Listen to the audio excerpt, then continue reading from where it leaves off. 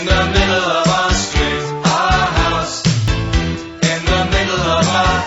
Welcome to All Things Moore County, Moore County's weekly radio show, highlighting the many facets of the Sandhills. That includes real estate, lifestyles, community, and neighborhood. And now, from 4 Properties, here's your host, Bill Sahadi.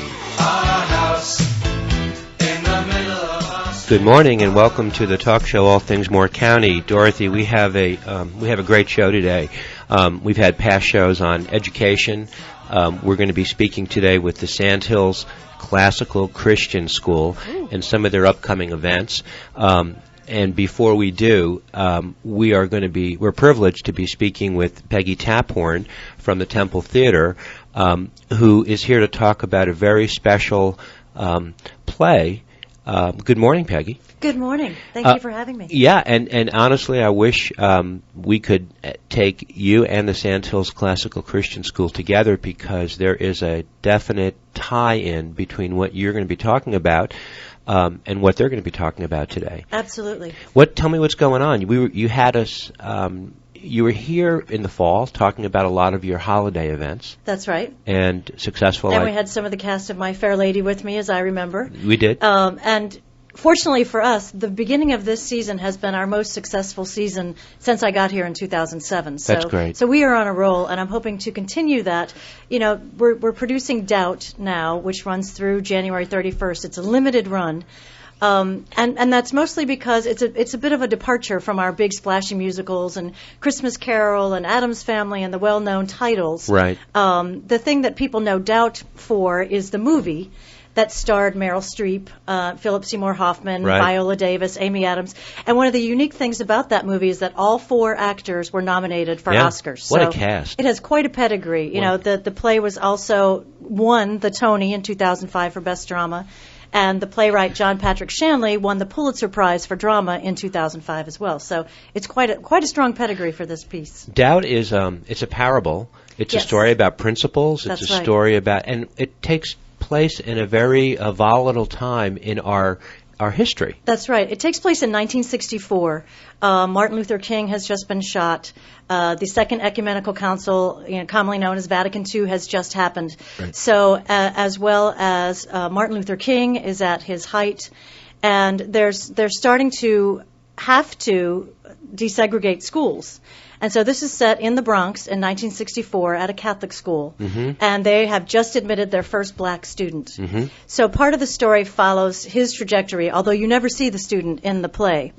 It's really sort of the challenge of the old versus the new. For the first time in the Catholic Church, the priest is facing the congregation.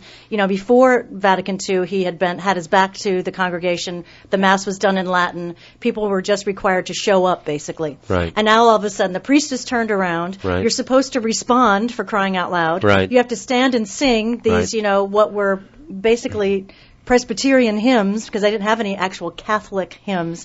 So the church has gone through a major change, and the whole country has gone through a major change. Right. So it's really the battle between the old and the new. There's an old nun, Sister Aloysius, who, is set in her ways. She still believes that children should be seen and not heard. She has a yardstick in her office. Kids should only write with fountain pens. You know, one of the funny things in the show that is actually not supposed to be funny, but she makes a comment that penmanship is dying. Uh-huh. Well, they don't even teach penmanship anymore. That's right, they don't. But she is very firm in her beliefs. This was a Meryl Streep character. This is the Meryl Streep character. Right. Things have been done this way forever, and right. they should continue to be done in the old way. Right. And she's challenged by a young priest and a young nun who are now teachers in this school, who have new ideas. You know, children are allowed to have opinions. That the priests and the nuns should become part of these people's lives as opposed to just these emissaries from Rome, that they want, to maybe take the kids on a field trip. And the Sister Aloysius, that is against everything she believes in. And so it really is the battle between the old and the new. And that's what the whole country was going through at that time. Which way are we going to go? The culture of the time was very, very explosive in you had to choose a side. Were you going to, be part of the new wave, or were you going to be left behind and stuck in the old beliefs? Uh-huh. And that's really what it's about. Interesting. Today, 2016, you hear the words Christian values all the time. Yes. We have leading candidates from both political parties who, to me, are the antithesis of Christian values. Right. What have we learned from 1964 until today? We live in a soundbite culture. It's Exactly. scary. It is scary, and this play also does explore how far we've come Yep. in the past 50 years, Yep. and yet how much we are still the same. Yeah. You know, we really are divided, and as you said, it's all about sound bites, and it's all about I'm right and you're wrong. Right. And there's really no valid, honest discussion about how to move forward with having values, whether they be Christian values or just, the new morality, but we have to have something that we can instill in our children beyond you have to pass this test to get to the next grade. Right. There's got to be more lessons that they learn in school Right. about how to be, a valuable social entity, how to serve your community, how to make decisions with some sort of moral fortitude. And that is also explored in this play. What can people take away from the play Doubt? It's a parable, which means it's a lesson. That's right. What is the lesson? Well, I think the lesson is to not be afraid to live in doubt. John Patrick Shanley himself talks about how doubt requires more courage than conviction does, and more energy because conviction is a resting place and doubt is infinite. Right. He talks about how, when people leave the play, he doesn't want them to go, he did it or he didn't do it. Right. Or, she's wrong and he's right, or he's right and he wants you to have to live as we all have to live daily with choices that aren't black and white. People today live in, and I'll make a generalization, they live in absolutes. That's right. It's black or white. That's right. It's left or right. Mm-hmm. It's, people try to be right, and in doing so, they're making someone else wrong That's right. indirectly. Well, he talks about how beliefs back then had started to slip, but no one had decided how in this crucial moment to take the next step forward. Right. So people are just digging in their heels, and then there are other people who are trying to move forward, and it really is the battle about that. He talks about how he longs for the time, and as I do. I grew up in a Catholic environment and went to 12 years Catholic school, so this certainly hit home for me. I bet. And I miss just being able to believe that somebody else was looking out for me. Somebody else is making the right decisions. If you do A and B, you get C, Right. and that's how life is. Right. Well, as you grow up, you realize, unfortunately, that's not how life is. That's right. You still need to find your own path and find your own moral fiber that can compel you Right. to be a valuable human being. Right. And doubt is part of that. When you decide I'm right and this person's wrong, you've excluded someone's opinion and a whole side of a conversation that I think we always have to keep an open mind to. Uncertainty is okay. That's right. Just being is okay. Right. Well, without doubt, without failure, without some sort of questioning of yourself and your conscience, you can't possibly grow. If you're always right, you're stuck. That's what he's talking about. Doubt is a passionate exercise. It's always ongoing. You're always seeking to find more information to fill in the blanks, whereas if I'm right and you're wrong, I'm done. People can come to see the show this evening, Saturday. That's right. And you're running it right through the 31st of January? Of January, yes. It's a limited run. And if they do come this evening or next Saturday, we're Right. doing talkbacks with the cast. Oh. So after each Saturday performance, the cast is going to stay on stage. I'll get up there as well, and we invite the audience to continue the conversation. It's only a 90-minute piece. So, you still have plenty of time to eat beforehand or eat afterwards. But I really hope people will stay and talk about what the play, how it affected them, because it will affect you one way or the other. I think people should turn off Fox News, turn off CNN, take their 2016 mentality back into 1964 and Right. re-examine what the purpose of this parable is. I think it's a very powerful message, especially in our political climate today. I do too. And he talks about, we've gone from a celebrity culture Yeah. where you had to be some sort of celebrity to, have any kind of notoriety, to now it's more of a courtroom culture not only do you have to be a celebrity, but you have to be a celebrity who got caught. That's something. You are so right. You know what I mean? Yeah, so you're what's right. the next step?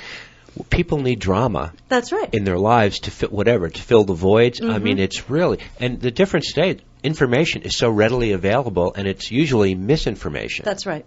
Which causes people to draw opinions and take sides. That's right. And this really asks you not to take sides. Right. He says over and over again, there is no last word. Right. What is the difference, in your opinion, between a movie like that and the play?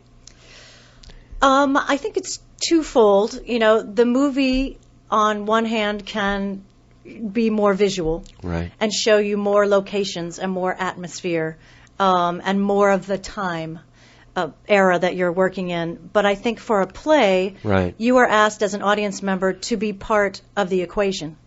You know, the actors feed off of the energy that's coming back from the audience. Right. And you really are asked to be a part. You know, the audience is 50% of live theater. Right. Without an audience, it would be a movie. You know, a movie, you can sit there and you can watch it and you form your own opinions. At a play, you're in a community of hopefully, you know, like-minded and unlike-minded people, right, who have, you know, are going to react, who are going to applaud, who are going to laugh, who are going right, to groan, who are going to, you know. Right. And that participation affects us in a different way. Yeah. You know, it's actually, and even when you read the play, it's a different experience than seeing it live and hearing it out loud. And then when you add the elements of the costumes and the lights, it really is an event that is unlike any other, I think. Yeah. Where can people get tickets? You can buy tickets online at templeshows.com, or you can call Anna in the box office at 919-774-4155. And again, I just want to remind people, this is only a 2-week run. It only runs through January 31st, and oftentimes people want to, you know, wait till that last weekend when they've heard the word of mouth and all their friends have already gone. Well, this time you only have till the 31st to see this wonderful piece, and I really do hope people come out. You know, I've been told it's a bold choice for the Temple. I've been told that, you know, no one's going to come. And I think we're ready. I think as a society, we can have a conversation. Yeah. I think we can open our minds a little bit. I think it's not all, you know, sound bites and dancing girls. I think, you know, this piece is important, as important today as it was in 2005 when it won all these awards, and in 1964, you know, when John Patrick Shanley was experiencing firsthand, because he also grew up in the Catholic Church in the Bronx, and he tells stories, you know. I was about that. I was 11 years old. I lived in Brooklyn. my mom, we grew up in the Catholic Church, not far from the Bronx. So what you're talking about, I can go back to and remember, and it was a completely different time. But sometimes things don't change as much as you think, and I think the timing for the show is terrific. I do too. And this is the first of many events that you have this spring. I don't know how you do it, but we would like you to come back this year and talk to us about a lot of the upcoming events, things I would love to. You're working on. Thank you. You're a great spokesperson. You are the engine. You're not the caboose. That is so clear. Thank you. Well, I'm passionate about it, and I believe that it's a wonderful gift to the community to have such a beautiful theater presenting live theater. So I hope people come. Our world needs parables today like never before, and Saturday, right through the 31st, it's going to be running at the Temple Theater. And we're so glad you came in, and I hope people get out of their, their regular routine and open their minds. Thank you so much. I'll see you there. Peggy, it's great to see you. Thanks so much for coming in. We'll be right back. Thank you. Nothing ever slows her down, and a mess is not allowed.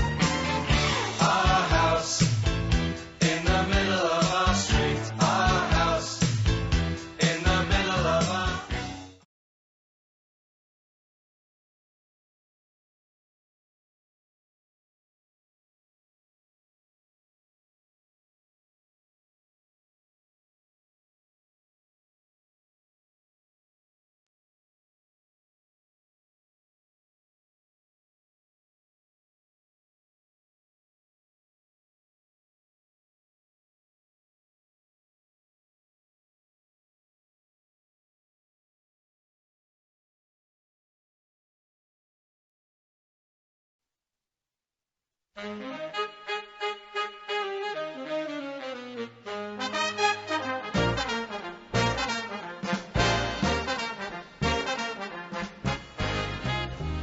Welcome to our second set. The Sandhills Classical Christian School was on our show last year.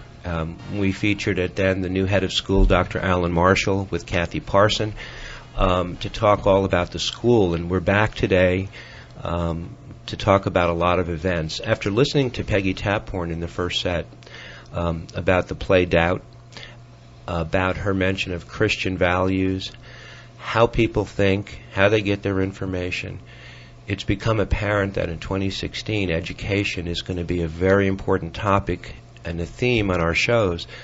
And first I want to say good morning, Alan. Good morning. Good to have you back. Thank you very much. Kathy Parson. Good morning. How are you? Good, thank you. And you're being joined by Dr. Mark Griffiths, who is an orthodontist in Seven Lakes, formerly of Rayford. You actually have two practices. Yes, sir. Good morning. Good morning. And you are going to be, from what I understand, the presenting sponsor for a very important fundraiser to be held on the 12th of February called the Bowtie Ball. That's correct. I'm honored. And it is, in a way, it's almost not different from the sales tax that's being bantered around these days, because it's something great to do for Valentine's Day at a great venue, but it's a fundraiser, and I think it's your largest fundraiser? That's right. It's our largest fundraiser of the year. It will help us with our annual fund and primarily go to our capital campaign for the new school. Everyone and people are talking about new schools, and we're going to talk about that today. But that's what it's earmarked for. So it is a great event, but it's more importantly, it's a great cause. Kathy, you have lived here how many years? Since 2003. You qualify to have a perspective. Do you believe the changes that are going on in Moore County and how the families are getting younger and the school is such an important topic? It's been an amazing growth process. Right. We've seen it in our neighborhoods. When Wyatt started at the school, there were 18 children in preschool. There are now over 120. So just in that age bracket alone, the church we attend used to invite children to come to fill out a group of 4 or 5 so they could have, child-focused events. And now there are hundreds and hundreds of children in the same church. So I'm sure many churches, and we certainly know our schools, are exceeding any plan for growth that they ever established in the last 10 years. Yeah. Mark, I came here in 1999, and being in the real estate business, in 2003, when Kathy moved here, here was the number one question people ask. Does the house have a membership? Can I join a golf club? Today, 2016, our young families get in the car, and what's the first thing they ask us about? The schools. What choices do we have for our young children? And they're all over Moore County. So it's imperative that they know about the Sandhills Classical Christian School and the kind of values you teach. Peggy Taphorn spoke about Christian values. Mm-hmm. But that's a term today in the media that's bantered around, and it's almost, I think, abused. But you have a very strong feeling about that in your school. Absolutely. We're a classical Christian model. So we follow the classical model of education, but we're Christian throughout. Mm-hmm.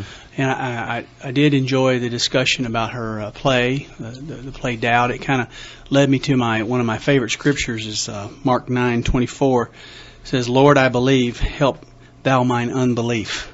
Uh-huh. Okay, and that kind of just hints at that feeling that we have that we kind of doubt ourselves, which in today's world, mm-hmm. it makes it all the more important for us to have something to believe in. And that's what the Christian worldview brings to children, mm-hmm. And integrates all the subjects of the classical model.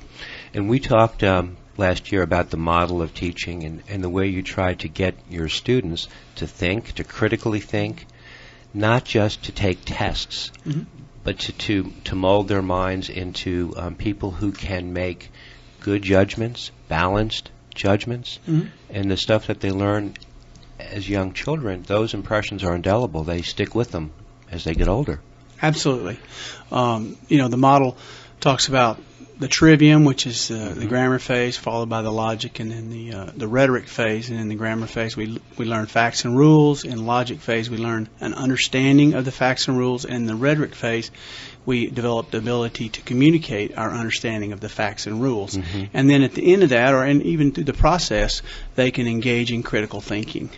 And so all of that is integrated together with the Christian worldview. And the Sandhills Classical Christian School runs from kindergarten. We have a preschool, a very robust preschool, and it goes all the way through 12th grade. Next year will be our first 12th grade. And you guys have growing pains, serious growing pains. Absolutely. We have 2 main campus locations and 2 other satellite preschool locations, and we are looking for land. And we want to get a centralized campus and build our own campus. And we're starting off an athletics program. We're finishing up our basketball season. We'll have a baseball season this spring, and we're looking to start up soccer. And we'll also have golf this year. But soccer and some other sports along the way. So they'll have a full complement of athletics, and we need those athletic fields to do that. Yeah.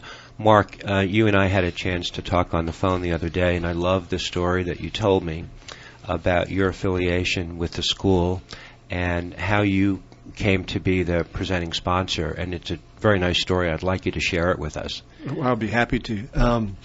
We had started our practice there in Rayford in 2005, right after I retired from the Army. Right.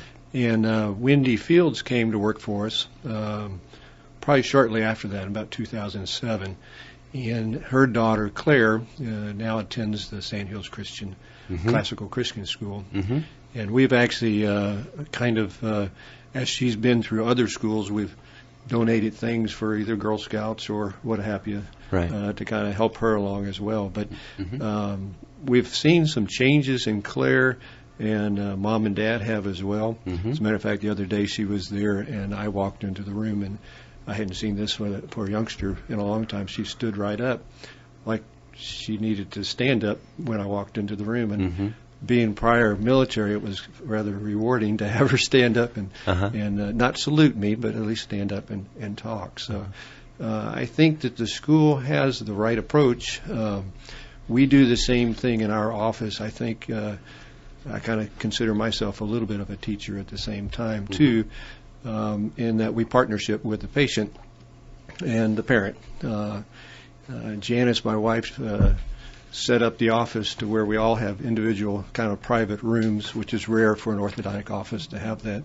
But that allows the parent to come in with the child and see what's going on, understand what's going on. And I had mentioned to you earlier, each child signs a contract. That's a great idea. To ensure that they don't eat the wrong foods, that they brush and take care of their teeth, that they make their appointments, and Mom and Dad kind of see them sign that and realize that they're part of that contract as well.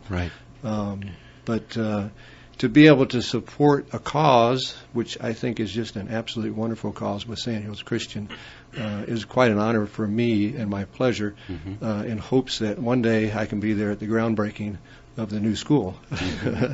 How old is Claire now?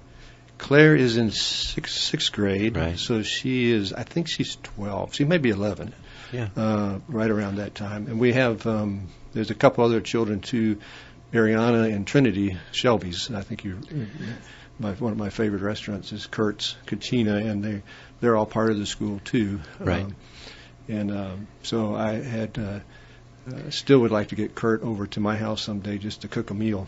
But it is, we get, like I said, so many people ask us about schools, and when parents are looking at putting their child into a private school of any nature, one of the first things that they discuss or they are concerned with is the cost. And it's a very cost-effective school.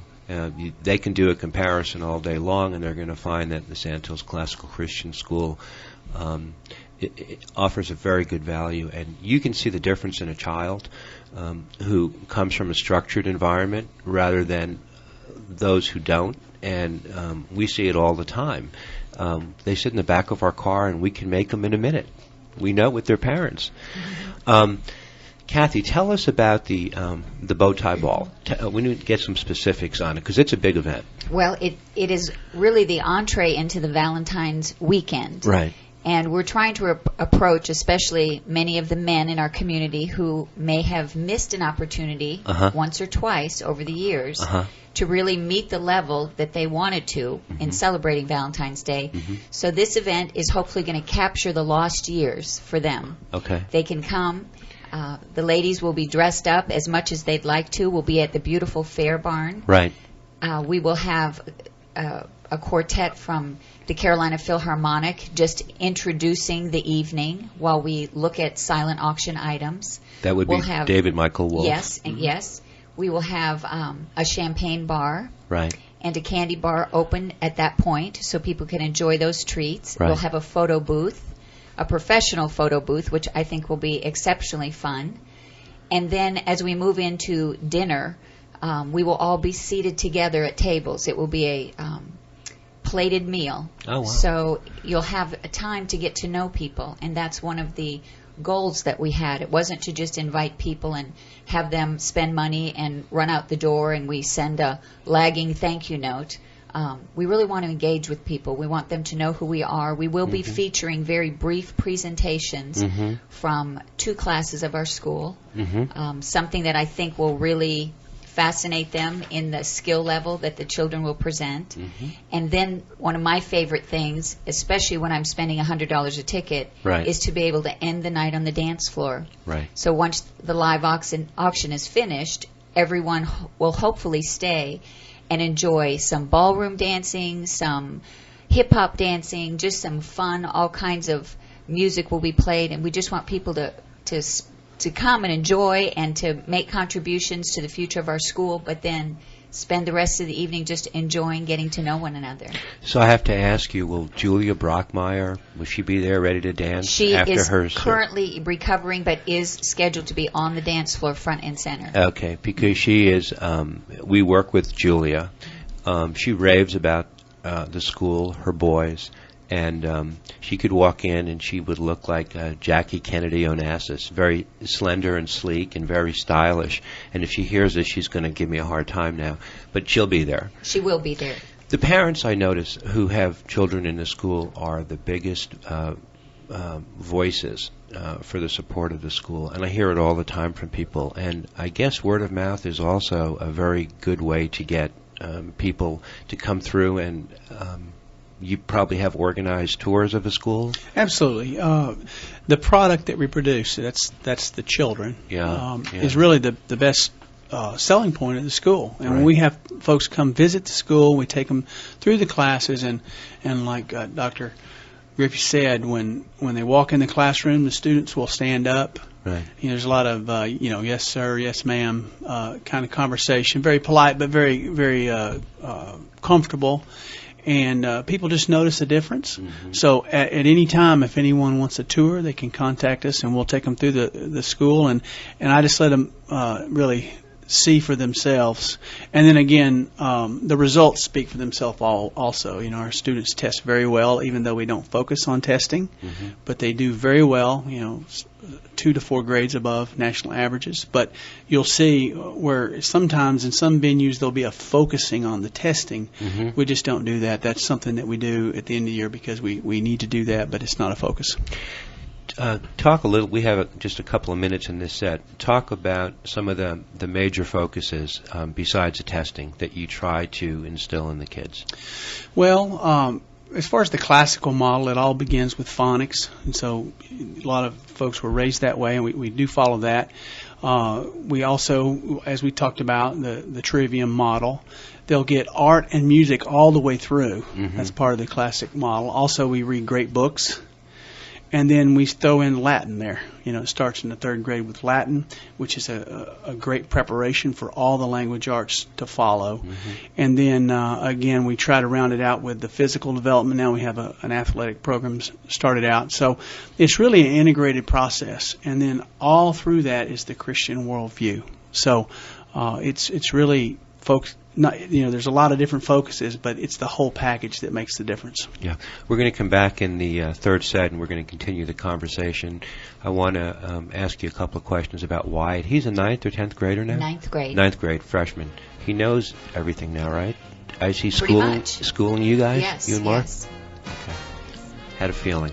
We'll be right back. This is All Things Moore County.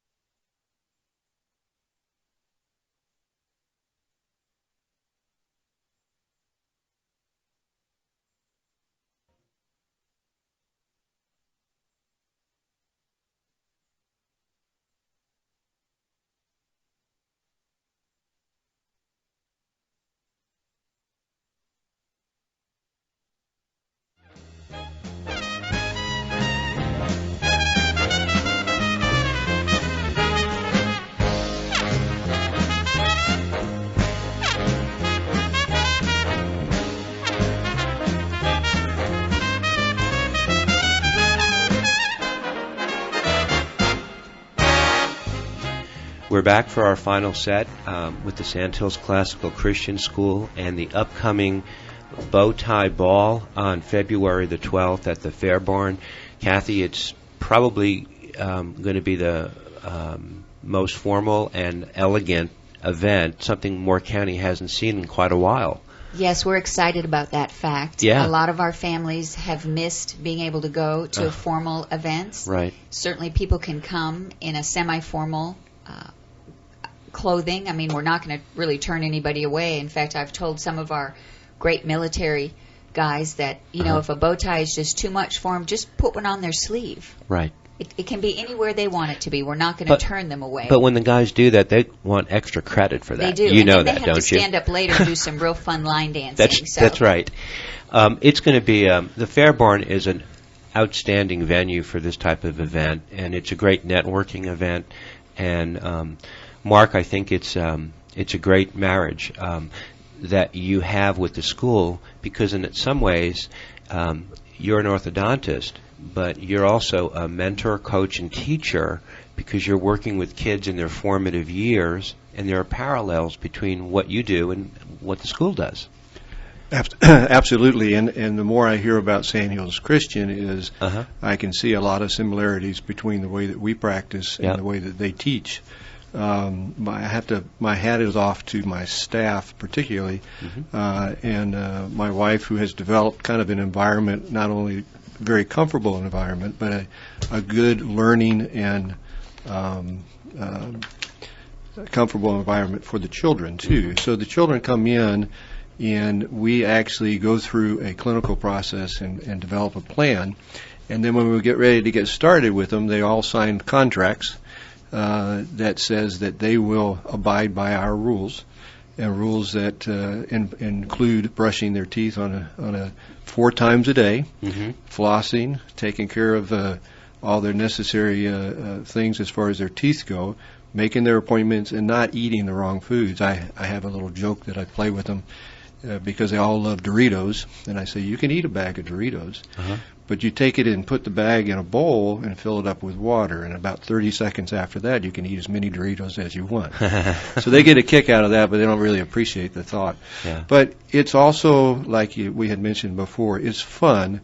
The kids love to come in and talk about school. School's a big subject that all my staff discuss with the kids. Yeah. The staff stays involved. They know when the kids have big tests coming up.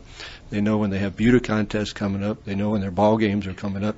And they'll send them notes in the mail to try and motivate them to accomplish more and more and more as they go through their schooling process. So not only do you transform a child from maybe being a little bit shy with their smile, but you also transform them hopefully to be a more productive student in school. It's no small coincidence that both you and Alan both have a service background, and you are both in the education business from different angles, working with the same age of kids. Absolutely. We appreciate Dr. Griffey's and the approach that he has, and these relationships in the community are very important to us. Right.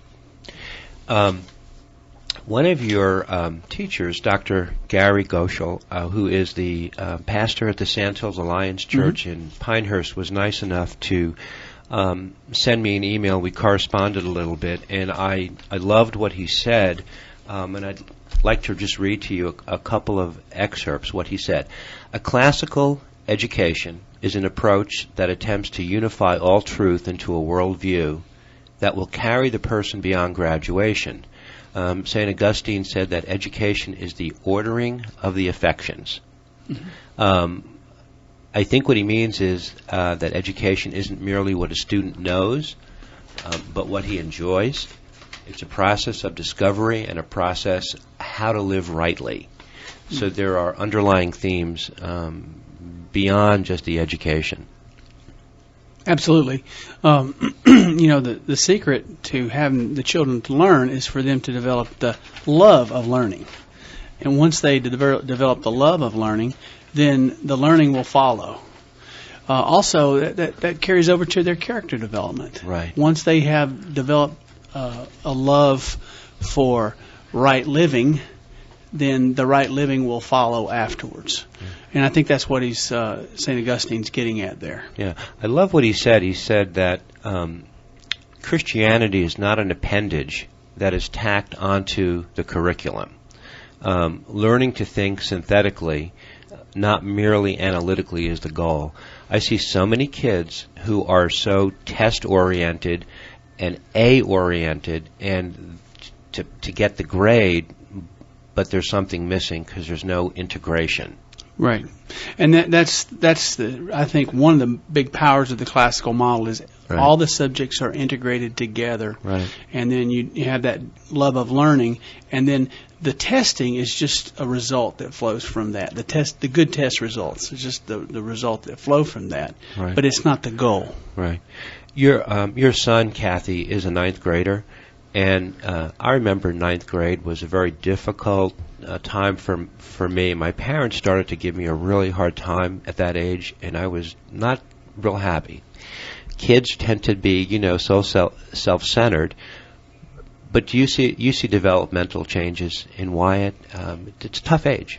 I do. I see him. He's a very humble young man, but he's become, because of the critical thought process, very capable of articulating in a way that can be a little intimidating for a parent who's not come up under the same sort of education. Right. So my solution here recently, as opposed to trying to go head-to-head with him on certain things that he may have good points about, but I almost get to the point where I can't continue the argument in a way that's really thoughtful. So I've reintroduced time out at 15. Yeah. And we have an agreement where when we get to a point where we just can't seem to agree, take a little time out, we find Dad. Okay. And if we need to, we'll go find Mrs. Rhodes or Dr. Marshall. Yeah. But we do try to talk through things, but sometimes you just need to, I get a little overwhelmed. Yeah. He's a smart young man. Bit of advice, as a kid, my mom was wrong for 3 or 4 years in a row, no matter what she said or did. And then I turned to my dad. Of course, I started to look back after those years, and I said, wow, my mom was really smart. Why didn't I listen? You have to applaud his spirit, is all I can tell you. And I'm glad he has that spirit. I'm very grateful. Dr. Marshall, you have children of your own. Yes, that's right. I have 2 boys, 10 and 11, and they're in the 4th and 5th grade. You're still their hero. That's right. They haven't hit adolescence yet. That's right. That could change too. You mentioned David Michael Wolfe in the earlier set. David's been a guest on our show. He's a very charismatic and a very transformational figure in Moore County. A great mentor for the students. He's going to be taking part in the bow tie ball event. Yes, that's right. We have developed a great relationship with the Carolina Philharmonic. Right. We had the fourth grade David worked with them to sing one of his songs. It's called Twilight, and they performed it at the Carolina Philharmonic's annual gala. They also performed it at the Philharmonic's engagement with the Boys Club and Girls Club, and David came in and led them, conducted them for that song. Well, he's going to come by and do that during the bow tie ball, and it's a special relationship he has with that fourth grade, and they're very, I think they're very close. He works with them, and he'll give them a special. He'll lead them through that Twilight song at our bow tie ball, but also our 5th through 8th grade chorus developed a relationship with him, and he worked with them to sing the Hallelujah chorus, or part of the Hallelujah chorus, in the Philharmonic's Christmas presentation. Right. And we had about 52 5th through 8th graders up in the orchestra, on the stage singing with the sopranos and the bass. So they were singing, the middle parts there, and it was kind of special. Anyone who went and saw that saw the special relationship we have with them. There are so many things that you guys are doing. Your music and your arts program is something lacking right now in the public schools because of funding, and that's a big deal. We have people. I'm reading the paper, I'm seeing letters to the editor, I'm listening to candidates, and there's a void in Moore County, and it used to be a public school education had a lot of balance, but everybody's up against the funding juggernaut. It's difficult to think outside the box. Unfortunately, it's part of what you have to do, and so you rely closely on your students' parents, these fundraisers, and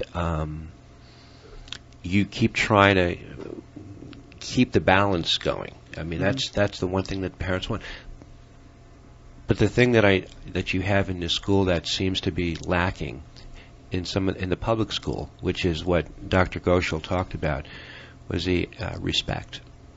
Absolutely. It's huge. We emphasize that in our school. And I sat in on a class with Dr. Goschel, actually it was just yesterday. Okay. And they're actually going over the some historical issues related to the Crusades, and the causes and the reasons for that. And I found it very interesting. And then just the respect between the student and the teacher, where not everyone's talking at the same time. There's a respect for who has the floor, and so that is a very important thing to us, and we're trying to emphasize that. Mm-hmm. What do you hope for the Sandhills Classical Christian School over the next 2 to 3 years? Well, our biggest issue is space. We have a lot of interest in the school. We have folks that come in and enter our school, kids that enter in mid of the year. We have quite a few. We've had probably a dozen here in just the last month to come in that want to enter the school, and we accommodate that. But with that, we have a lot of, maneuvering we have to do for space. And what we need is our own land where we can build, where we have the room to expand.